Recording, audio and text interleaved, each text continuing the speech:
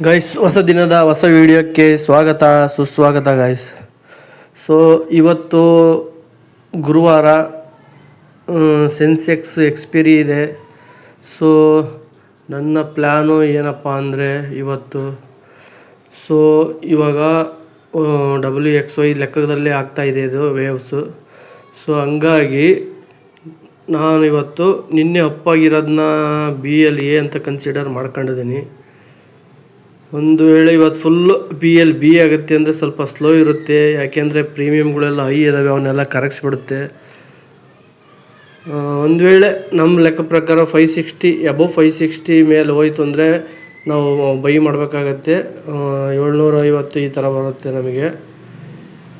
ಇಲ್ಲ ಅಂದರೆ ಇಲ್ಲಿ ಕರೆಕ್ಷನ್ ಆಗಿಬಿಟ್ಟು ಆಮೇಲೆ ಮೇಲೆ ಹೋಗುತ್ತೆ ಅಂತ ನನ್ನ ಲೆಕ್ಕಾಚಾರ ಐತಿ. ಇವತ್ತು ಮೋಸ್ಟ್ಲಿ ಫುಲ್ ಕರೆಕ್ಷನ್ನೇ ಆಗುತ್ತಾ ನೋಡಬೇಕಾಗಿದೆ. ಸೊ ಮಾರ್ಕೆಟ್ ಓಪನ್ ಆಗಲಿ, ಆಮೇಲೆ ಫರ್ದರ್ ಅಪ್ಡೇಟ್ ಮಾಡೋಣ. ಈಗ ಸದ್ಯಕ್ಕೆ ನನ್ನ ಪ್ಲ್ಯಾನ್ ಇರೋದು ಹಂಗೆ ಸ್ವಲ್ಪ ವೆಯ್ಟ್ ಮಾಡ್ತೀನಿ. ಇದ್ರ 50% ಈ ವೇವಿನ 50% ನಮಗೆ ಬಂತು ಅಂದಾಗ ಬೇಕಾದ್ರೆ ಸಿ ಎಂಟ್ರಿ ಆಗೋಣ. ಹೈ ಪ್ರೀಮಿಯಮ್ ಇದ್ದಾವೆ. ಸೊ Bಯಲ್ಲಿ ನಾವು C ಹಿಡಿಬೋದು ಸ್ವಲ್ಪ, ಆ ಥರ ಚಾನ್ಸಸ್ ಇದೆ ಇವತ್ತು. Bಯಲ್ಲಿ BA ಎಷ್ಟೊತ್ತಿ ಮುಗಿತತ್ತ ನೋಡ್ಕೊಂಬಿಟ್ಟು ಅದಾದಮೇಲೆ ಸ್ವಲ್ಪ ಸಿ ಕಡೆಗೆ ಹಿಡಿಯೋಣ. ವೇವ್ ಸಿ ಇರುತ್ತಲ್ಲ, ಅವಾಗ ಸಿ ಕಡೆಗೆ ಹಿಡಿಬೋದು, ಅದೊಂದು ಚಾನ್ಸ್ ಐತಿ. ಸೊ ಆದಷ್ಟು ಟ್ರೇಡ್ ಮಾಡದೇ ಇರೋದೇ ಒಳ್ಳೆಯದು. ನೋಡೋಣ, ಅವಕಾಶ ಸಿಕ್ತು. ನಮ್ಮದು daily support resistance market open ಆದಮೇಲೆ ನೋಡೋಣ ಬರುತ್ತೆ ಅವಾಗ. ಸೊ ಆಮೇಲೆ ನಾವು ಡಿಸಿಷನ್ ತಗೊಳಕ್ಕಾಗತ್ತೆ. ಸೊ ಅಲ್ಲಿವರೆಗೂ ಅದಾದಮೇಲೆ ABC ಆಗಿಬಿಟ್ಟು ಆಮೇಲೆ ಕೆಳಗೆ ಮತ್ತೆ ನಮ್ಮದು ಮಂತ್ಲಿ ಸಪೋರ್ಟ್ ಬರುತ್ತಲ್ಲ, ಅಲ್ಲಿಗೆ ಒಂಪಟ್ಟು ಬಿದ್ದರೆ ಟೋಟಲ್ ಕರೆಕ್ಷನ್ ಕ್ಲೋಸ್ ಆಗುತ್ತೆ ಅಂತ ನನ್ನ ಅನಿಸಿಕೆ. ಸೊ ನೋಡೋಣ ಗಾಯ್ಸ್ ಏನಾಗುತ್ತೆ ಮಾರ್ಕೆಟು. ಅಲ್ಲಿ ಕ್ಲೋಸ್ ಕರೆಕ್ಷನ್ ಆಯಿತು ಅಂದರೆ ಥರ್ಡ್ ವೇವ್ ಶುರು ಆಗುತ್ತೆ. ಆಮೇಲೆ ನಮ್ಮದು ಅಪ್ ಮೂವ್ಗಳೆಲ್ಲ ಸ್ಟಾರ್ಟ್ ಆಗೋದು. ಈ ಸಣ್ಣ ಪುಟ್ಟ ಅಪ್ ಮೂವ್ಗಳು ಇರ್ತವೆ.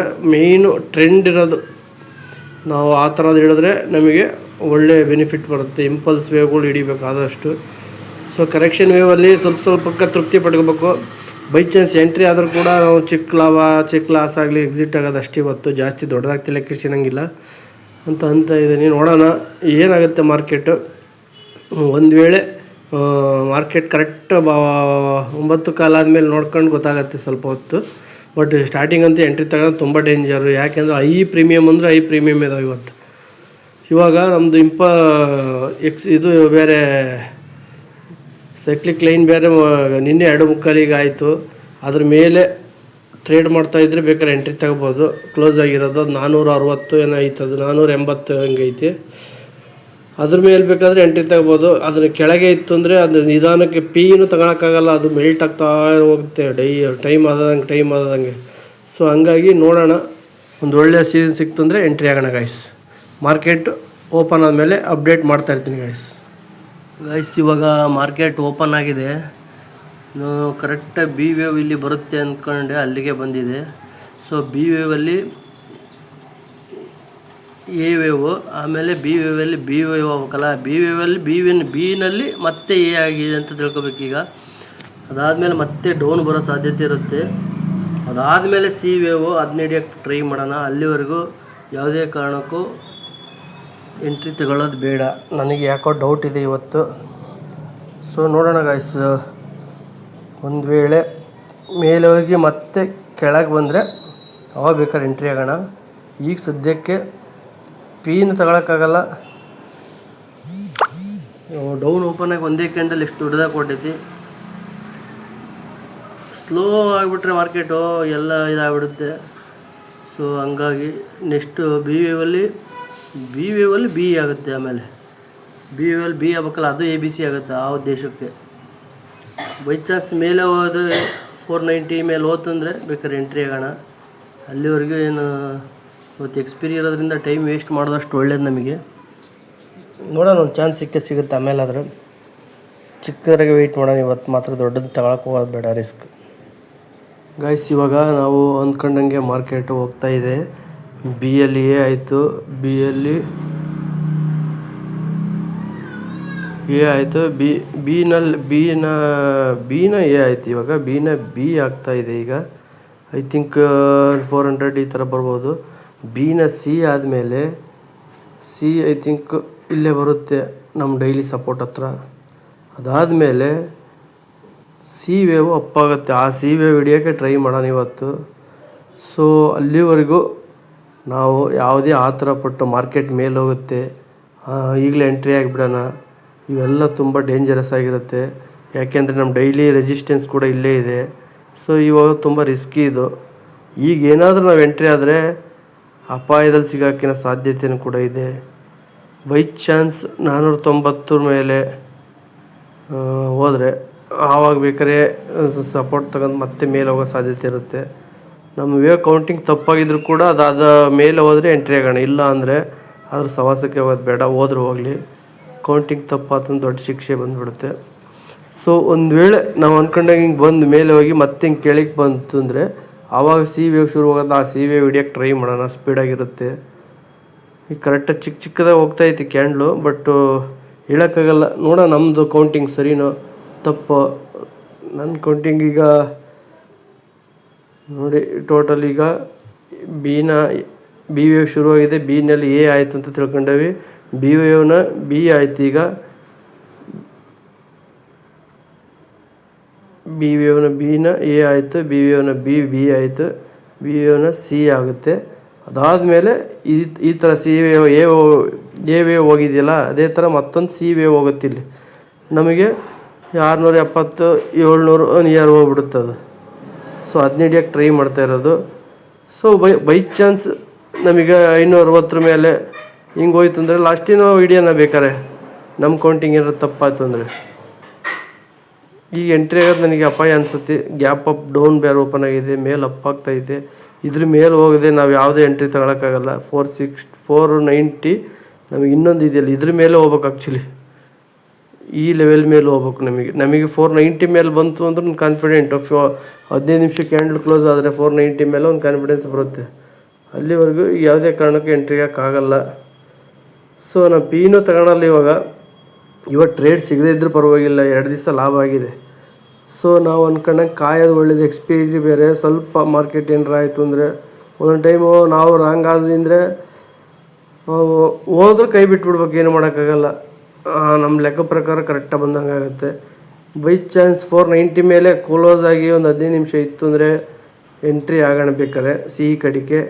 ಇಲ್ಲ ಅಂದರೆ ನಾವು ಪ್ಲ್ಯಾನ್ ಏನು ಮಾಡ್ಕೊಂಡ್ವಿ, ಆ ಪ್ಲ್ಯಾನ್ ಪ್ರಕಾರ ಇಲ್ಲಿ ಬಂದರೆ ಆವಾಗ ಎಂಟ್ರಿ ಆಗೋಣ. ಆವಾಗ ಒಳ್ಳೆ ರೇಟ್ ಸಿಗುತ್ತೆ, ಒಳ್ಳೆ ರಿಟರ್ನು ಕೂಡ ಸಿಗುತ್ತೆ. ನಾವು ಅಂದ್ಕೊಂಡಂಗೆ ಆಯಿತು ಅಂದರೆ ಏನಾದ್ರು ಮಾಡಿದರೆ ನಾನು ಖಂಡಿತ ಅಪ್ಡೇಟ್ ಮಾಡ್ತೀನಿ ಗೈಸ್.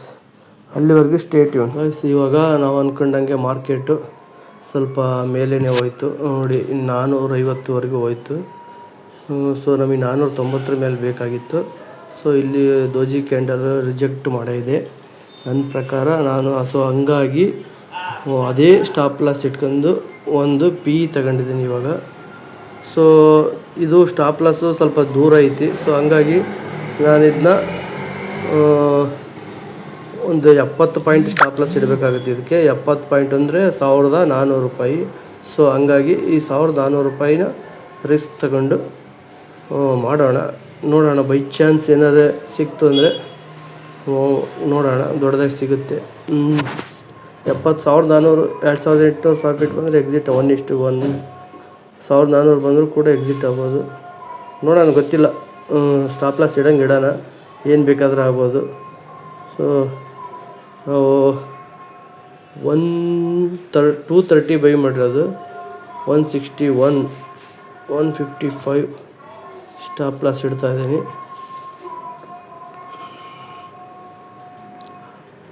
ಸ್ಟಾಪ್ ಲಾಸ್ ಇಟ್ಟಿದ್ದೀನಿ. ಸೊ ನಮಗೇನು ಅಂದರೆ ಈ ಕ್ಯಾಂಡಲ್ ಕನ್ಫರ್ಮ್ ಮಾಡಿಬಿಟ್ಟು ಇದು ಎಲ್ಲಿ ಕ್ಲೋಸ್ ಆಗುತ್ತೆ, ಇದ್ರ ಕೆಳಗೆ, ಈ ಕ್ಯಾಂಡಲ್ ಕೆಳಗೆ ಕ್ಲೋಸ್ ಆದರೆ ನಮಗೆ ಜಾಸ್ತಿ ಕನ್ಫರ್ಮೇಷನ್ ಸಿಗುತ್ತೆ. ಬಟ್ ಬಂದು ಮತ್ತೆ ಮೇಲೆ ಹೋಗೋ ಸಾಧ್ಯತೆಯೇ ಇರುತ್ತೆ. ಸೊ ನೋಡೋಣ.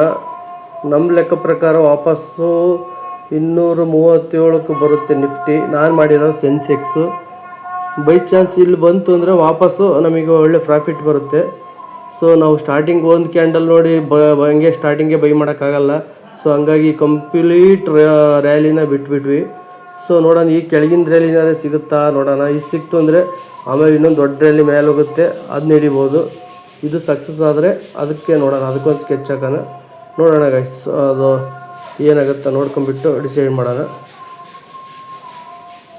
ಇವಾಗಿನ್ನು 257ಅಲ್ಲಿದ್ದಾನೆ ನಾನು, 250 260 600 ಇದೆ. ಅಟ್ಲೀಸ್ಟ್ ಒಂದು 2000 ಪ್ರಾಫಿಟ್ ಆಯ್ತು ಅಂದರೆ ಎಕ್ಸಿಟ್ ಆಗೋಣ, ಇಲ್ಲದೆ ಹೋದರೆ ಏನು ಮಾಡೋಕ್ಕಾಗಲ್ಲ. ನಮ್ಮ ಲೆಕ್ಕ ಪ್ರಕಾರ ನೋಡಿ, ಇಲ್ಲಿ ಸೆನ್ಸೆಕ್ಸ್ ನೋಡ್ಬೇಕು ಈಗ ನಾವು. ಆ್ಯಕ್ಚುಲಿ ಸೆನ್ಸೆಕ್ಸು ಒಂದು ಕ್ಯಾಂಡಲ್ಲು ನಿಧಾನ ಬರುತ್ತೆ, ಇದನ್ನ ಹಂಗೆ ತಲೆ ಕೆಡ್ಸ್ಕೋಬೇಡಿ. ಸೊ ಇದಕ್ಕಂತ ಸ್ವಲ್ಪ ಮೇಲೇನೆ ಹೈ ಹೋಗಿದೆ ಅದು. ಐ ಥಿಂಕ್ 23,061 74,000ಕ್ಕೆ ಬರ್ಬೋದು, ವಾಪಸ್ 74,000ಕ್ಕೆ ಬರ್ಬೋದು. ಇಲ್ಲ ಅಂದರೆ 74,800 700 ಹಿಂಗೂ ಬರ್ಬೋದು ಅದು ವಾಪಸ್ಸು. ಆವಾಗ ಆ ಥರ ಬಂತು ಅಂದರೆ 74,000ಕ್ಕೆ ಬಂದರೂ ಇನ್ನು ತಗೊಂಡಿರೋದು 400 ರೂಪಾಯಿಗೆ ಹೋಗುತ್ತೆ ಅದು.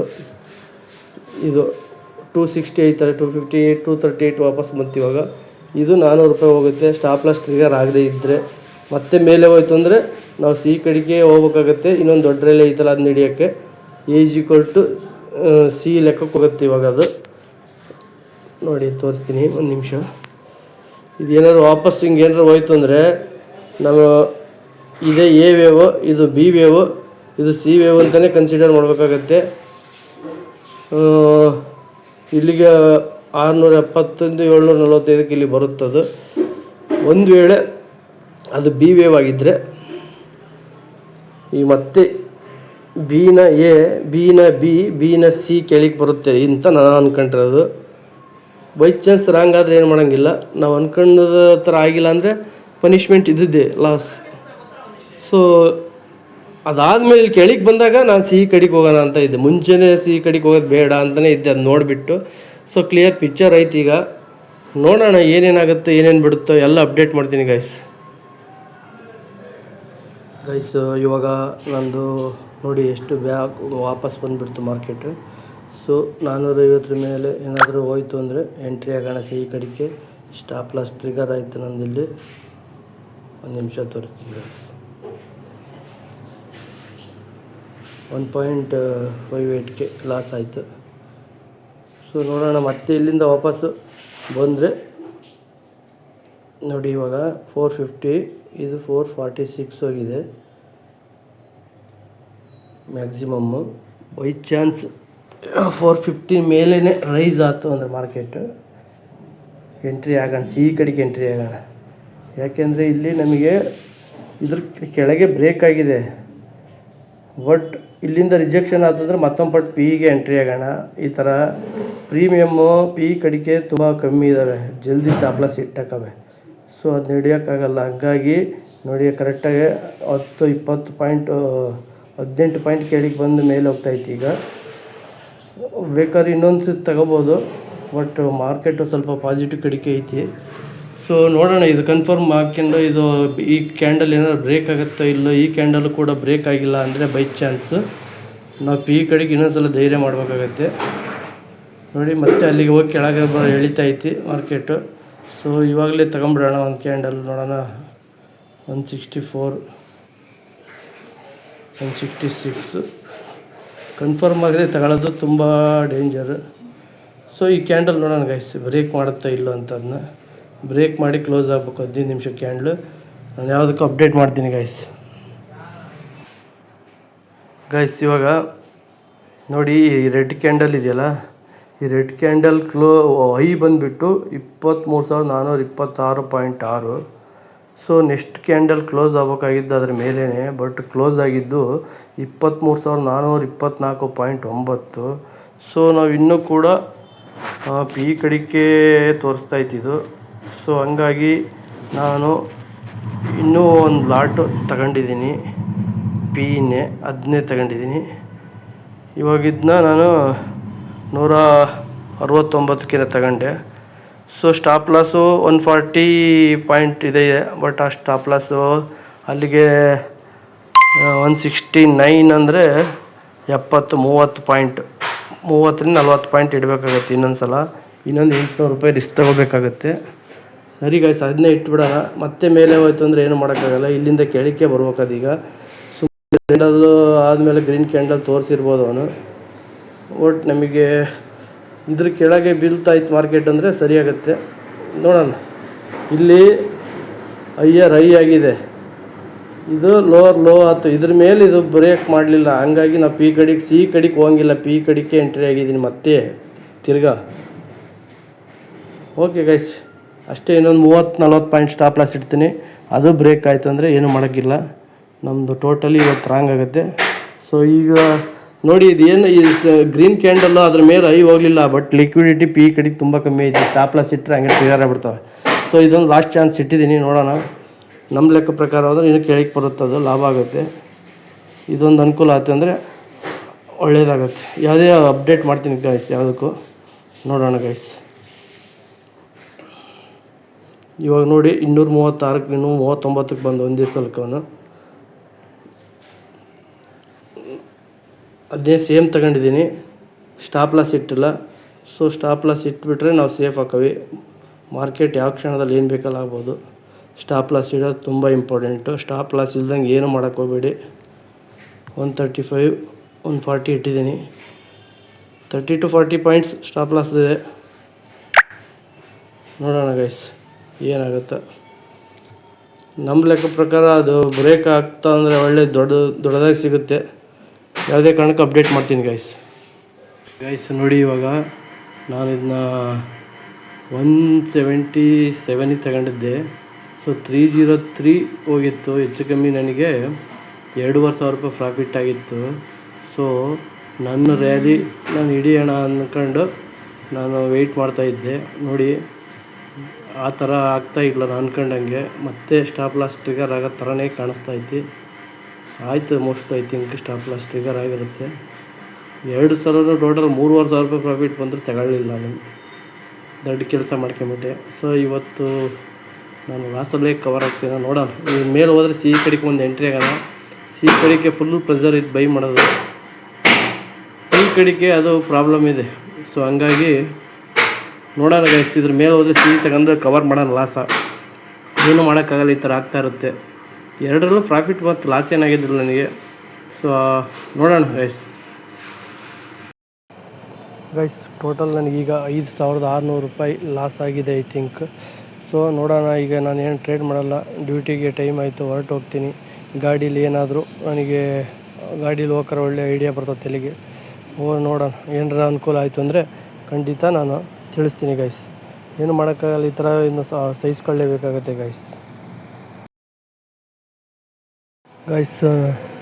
ನಾನು ಲಾಸ್ ಆದ ತಕ್ಷಣ ಸುಮ್ಮನೆ ಟ್ರೇಡ್ ಮಾಡೋಕ್ಕೆ ಹೋಗಲಿಲ್ಲ.